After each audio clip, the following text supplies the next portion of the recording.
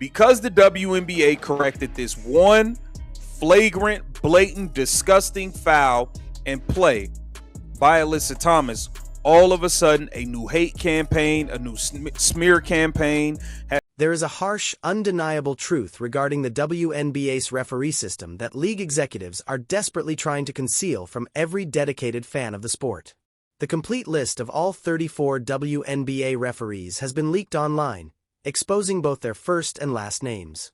Now, a critical question is circulating that high-level officials refuse to address publicly, even though regular viewers have been asking it for months. Are certain referees wagering on the very matchups they are assigned to officiate? While we lack definitive proof right now, we do have their identities. When you look at how Caitlin Clark has been treated on the court, finishing entire games with 0 free throw attempts while rival superstars shoot over 20 from the line, you cannot honestly claim this issue shouldn't be investigated. Welcome back to Rim Run, where today we are diving straight into the controversial topic that mainstream sports media refuses to discuss. Okay, here it says, as controversy swirls over Alyssa Thomas' one-game suspension, I reached out to WNBA Executive Director Terry Jackson asking this: is it punishable for your fist in another player's throat or is it not?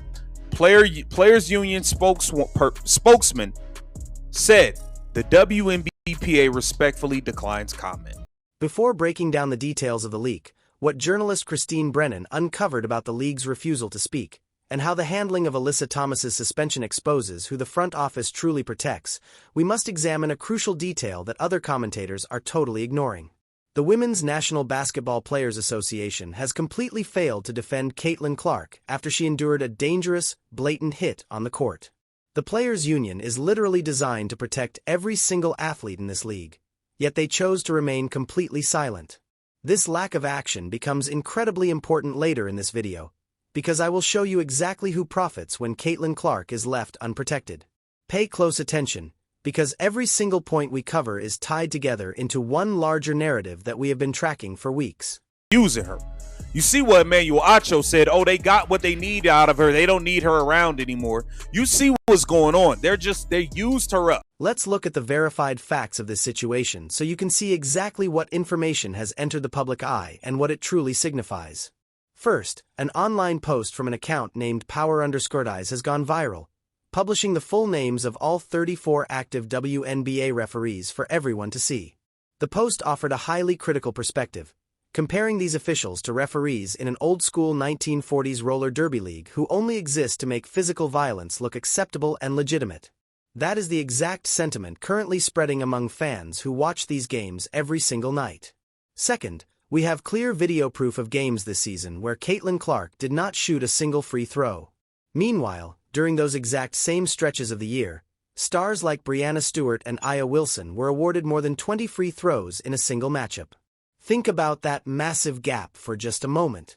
Going from 0 to over 20 free throws is not a statistical accident. It is the direct result of referee whistles. Now that the public knows exactly who these referees are, we cannot help but question what is driving their data patterns. Third, the connection to sports gambling is a documented reality rather than a wild theory.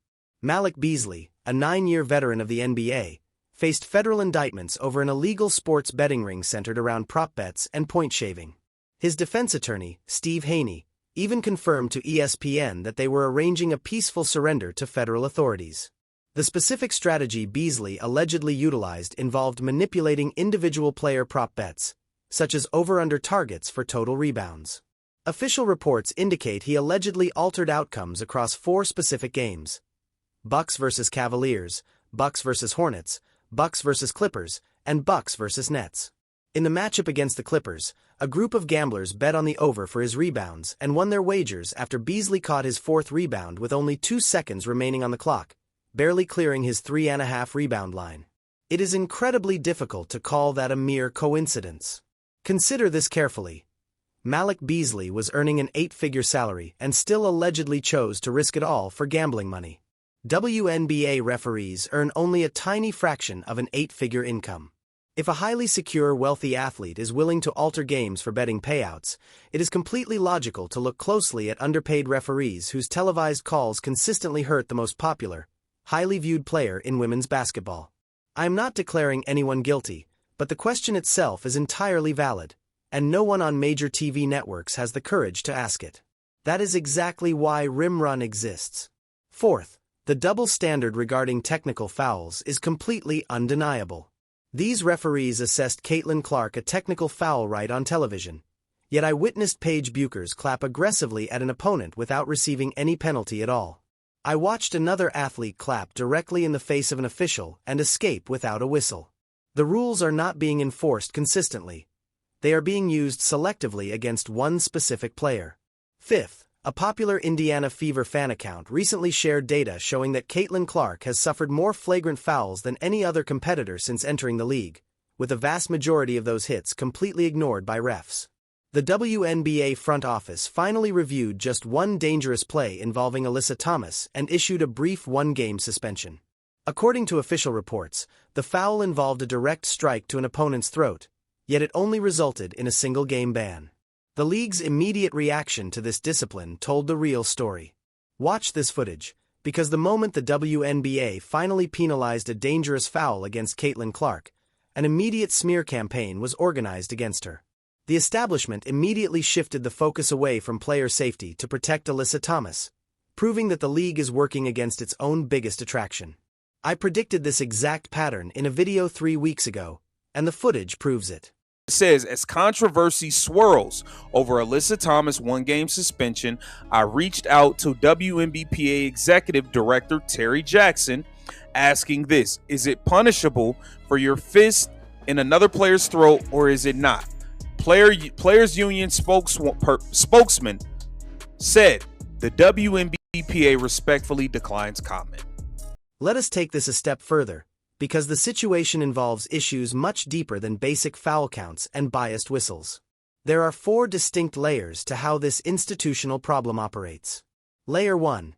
The failure of the referee crews during specific moments involving Caitlin Clark is completely undeniable on video, and the data defies normal probability. We are looking at games where the most heavily guarded player in the league, the one absorbing the highest rate of physical contact according to flagrant foul data, never gets to the free throw line, while opposing players shoot dozens of free throws in the exact same game. Everyone knows that free throws are determined entirely by a referee's real-time evaluation of defensive contact.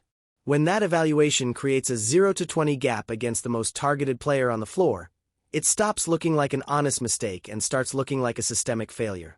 When you combine those public referee identities with a sports environment where a veteran NBA player was just federally indicted for manipulating statistical lines, you cannot claim that looking into referee motivation is unreasonable. This is a necessary discussion about the fundamental integrity of the sport, and since it is not happening on major sports networks, we are having it right here. Layer 2. This is a recurring issue that we have been tracking for months, and the patterns keep holding true. Look at these 3 specific examples of the exact same behavior. First, Caitlin Clark was given a technical foul for an emotional reaction that was far less severe than actions other players commit regularly without any whistle. The double standard was obvious, but nothing was corrected. Second, the constant uncalled physical contact against her was highlighted by analysts all year, yet the league only responded with a single-game suspension when public outrage became too loud to ignore. Third, the immediate backlash defending Alyssa Thomas followed the exact same strategy used in previous incidents. Blame the player who was hit, shield the aggressor, and twist the narrative to make the offender look like the victim. 3 separate times, the exact same response occurred, and 3 times Caitlin Clark was left exposed because the league refused to enforce its own rules consistently.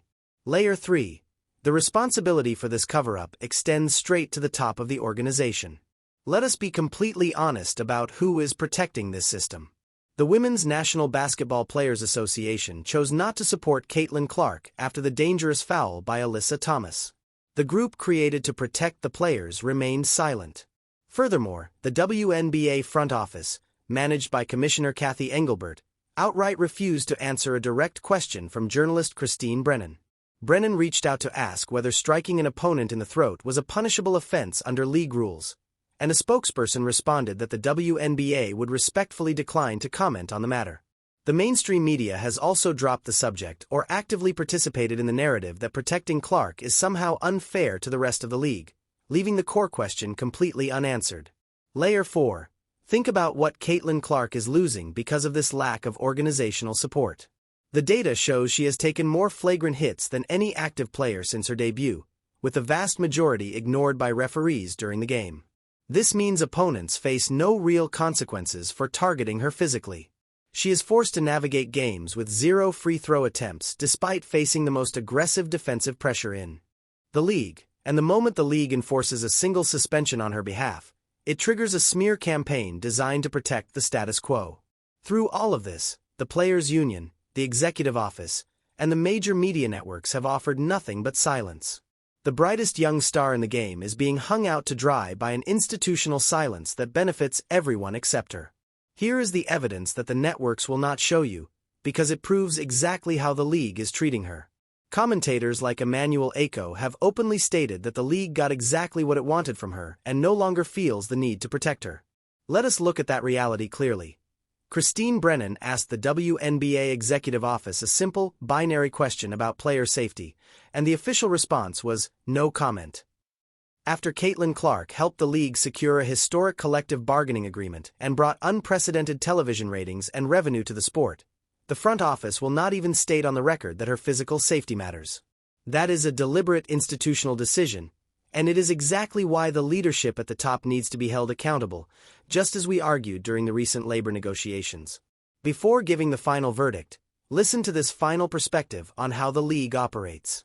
The general consensus among close observers is that the institution used her popularity to secure better pay, better travel conditions, and a brighter financial future for every player through the new collective bargaining agreement, only to withdraw its protection the moment the deal was signed. The league got its money, and now that its most important asset needs consistent officiating and basic safety guarantees, the front office goes silent. Every basketball fan needs to understand this dynamic because it explains everything we are seeing on the court. Now, here are 5 specific predictions that are officially on the record. Prediction 1. The WNBA's executive leadership will face a major accountability crisis before the end of this calendar year due to their refusal to answer basic questions about player safety. Whether it comes from media pressure, an investigation into sports betting integrity, or an internal review of referee data, this issue will not stay hidden.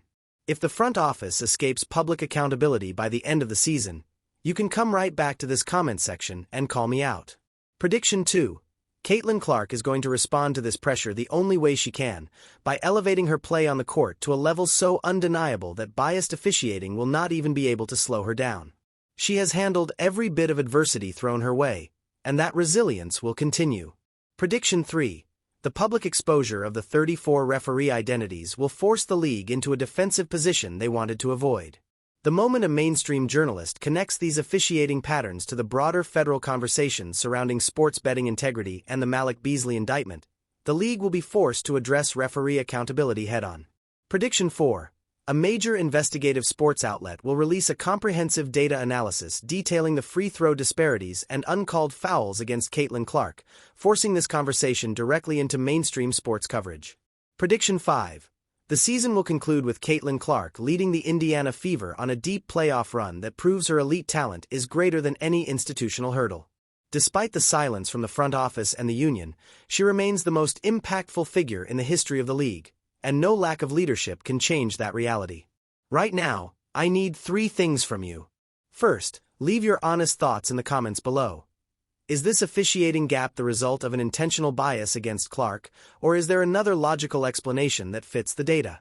Second, save this video to see if our third prediction about a major media data release comes true before the season ends. Third, share this video with a friend who claims the officiating complaints are just noise, and force them to look at the facts, the Christine Brennan interview, and the silence of the Players' Union.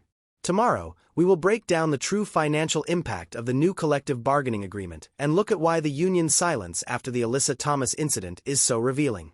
Make sure you are subscribed with notifications turned on so you do not miss it. This is Rim Run, and we will see you in the next video.